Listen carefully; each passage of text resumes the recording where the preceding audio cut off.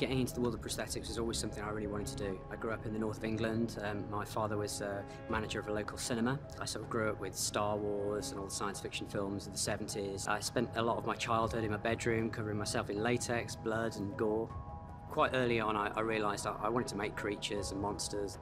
Things out of rubber, basically. So a show like Game of Thrones is kind of like a bucket list. We will actually concept and design the characters.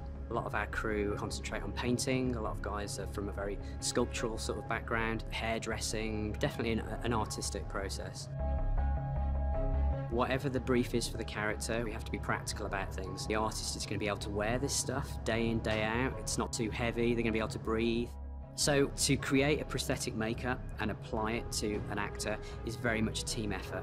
From your sculpting, your mold makers, your people who run silicons, people who put hair onto pieces, you could have a team of 10, 15, 20 people who could do the whole process from start to finish. And then you could have 2 to 5 people on the day actually gluing these pieces on. So it's definitely a team effort, and it's something I couldn't be responsible for myself.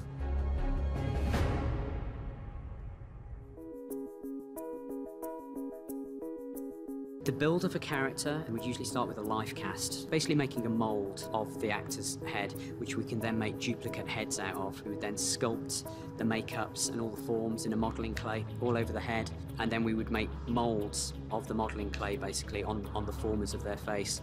Once we have our moulds, the majority of our appliances are made out of silicone rubber, which can be glued to the face, and then the edges can be blended away.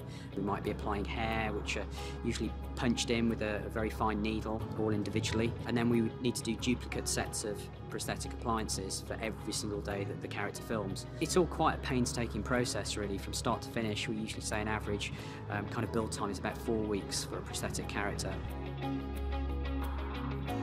Our daily process in the prosthetics department, we'd usually have like 2-3 a.m. calls, get our artists in the chair.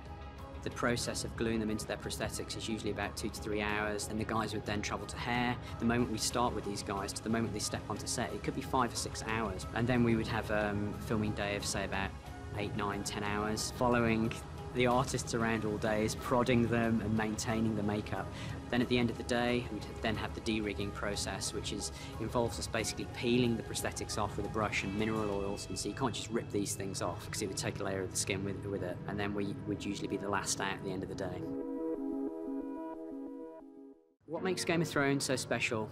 I don't think I've ever worked on a project that's got such a varied amount of prosthetics and have such a variety of things to make that it's very rare you'll be on a project and you'll be decapitating somebody the one week and then you'll be doing a full body prosthetic the next week. But the most enjoyable memories was probably the end of Hard Home last year. It was very cold, wet, muddy, smoke, snow. We had it all going on. We were covering them in loads of rubber each day. At times it felt like pandemonium, and then you just look across and have a look at the monitor, and it was so cleverly choreographed and orchestrated. You couldn't believe what you were seeing on film was what was right next to you. The feeling of achievement was incredible. I think that's probably one of the best memories I'll take home so far from Game of Thrones.